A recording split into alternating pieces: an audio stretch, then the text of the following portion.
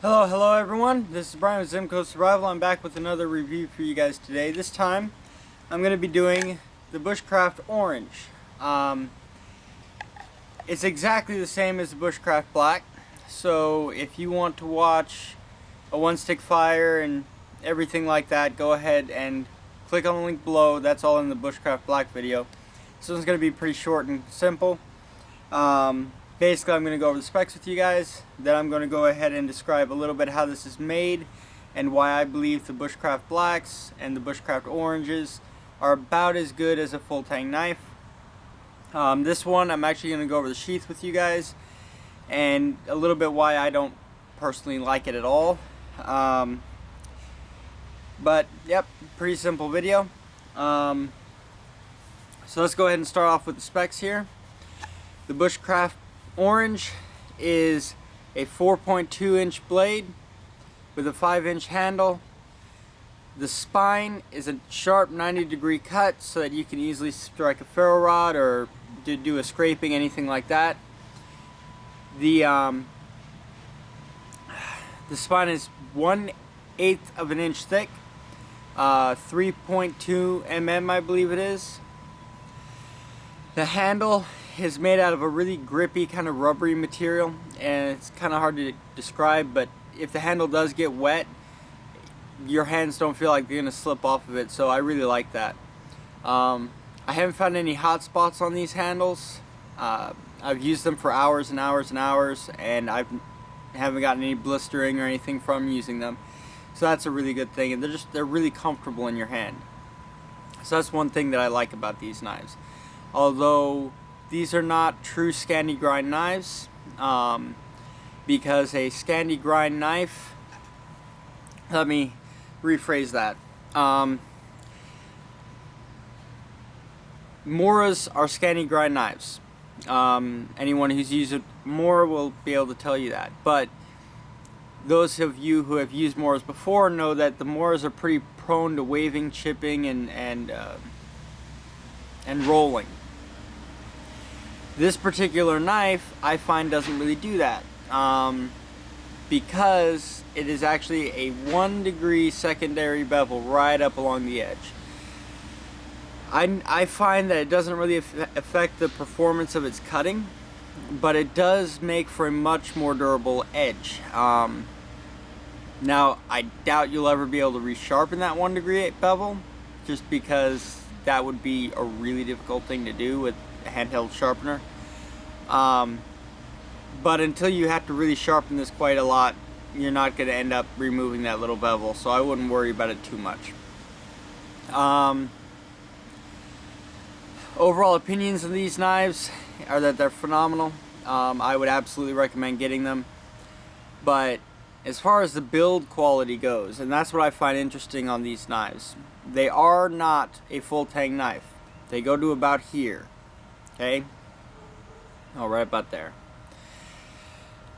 Now, I was really concerned about that when I started buying, after I bought the two of them to do these reviews for you guys. And I was really concerned because you're always told that full tang knives are the way to go, that if it's partial tang, you're going to end up breaking it. And to a degree, they're right. A normal rat tail style tang or a partial tang would break fairly easily. But I found, because I was curious, I went ahead and lifted up this little area here, right where the blade goes into the handle there, because normally a rat tail tang will stop, the blade will stop right at the handle, leaving only that little piece of metal to take the force, which is why they are so weak compared to a standard knife. With this particular one, the blade actually extends into the handle about 1/8 of an inch, about the same width as the knife blade, the spine of the knife. That little bit of overhang into the handle allows for the entire width of this blade right here to take the force of being bent. Okay? So they don't snap. I haven't met anyone who has managed to break a Mora. I'm sure there are people who have, but the people who did were not using it the way they were supposed to. Because if you're using this the way it's meant to be used, I highly doubt you're going to break it. The metal is nice and thick. It's really high quality metal. Now,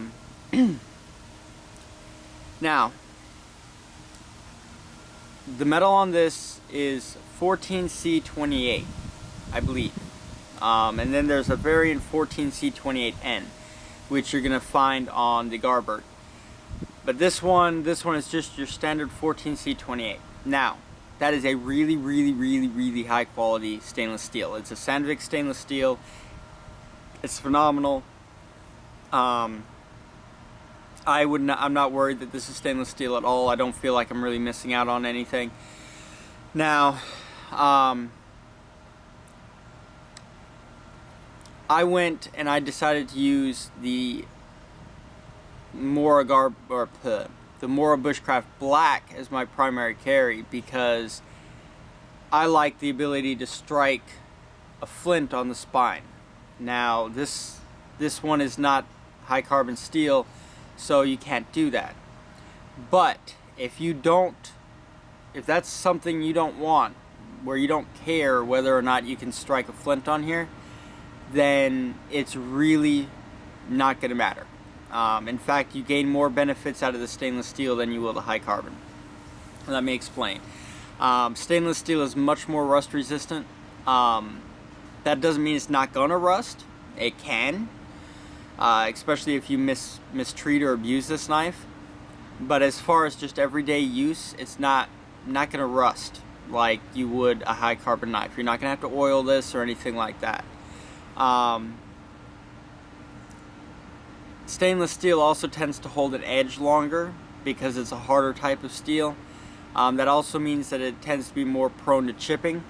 In my experience, I haven't managed to chip this, any stainless steel Moras. Doesn't mean you can't. It's just I don't abuse the knives because I consider my knives to be my most valuable tool. So I tend to baby them. But now, let's go for the difference here between the Mora Black and the Mora Orange. Main difference, other than the stainless steel, the Mora Black is $60 and this one is $35. In just a minute I'll go over the sheath with you, but that is for the survival version. Both of the prices are for the survival versions. Now let me go ahead and grab the sheath for you guys, if I can find it. There it is. Alright, this is the sheath. The black one, the sheath is exactly the same between the two. The only difference between these two is that the black one has a black piece right here instead of an orange. It comes with a really quite good ferro rod and a diamond plated sharpener on the front here. Now, I would consider this sharpener to be too small for the size of the knife. I'm not a fan of how small that sharpener is, so I wouldn't use it. I'd get an actual sharpener and put it in my bag. The actual ferro rod is pretty thick for a ferro rod that you find on a survival knife, and it goes in right here. In order to pull it out, you lift it up and pull it out over that little knob. Now, Mora states that this ferro rod is good for 7,000 strikes. I don't know. I'm not going to try to wear it out. This is the one. Those of you who watched my black video will know that I carry my 1/2 inch ferro rod on my Mora Black. This is the one that I was playing around with, and I decided that I was going to save the review for the sheath and the rod for the orange review, because most of the people who are going to buy the Mora Blacks are going to be, altering them and changing them, the sheaths to fit their own needs. So let me go ahead and strike this for you really quick, just to kind of give you an idea for how many sparks you're going to get off of it now.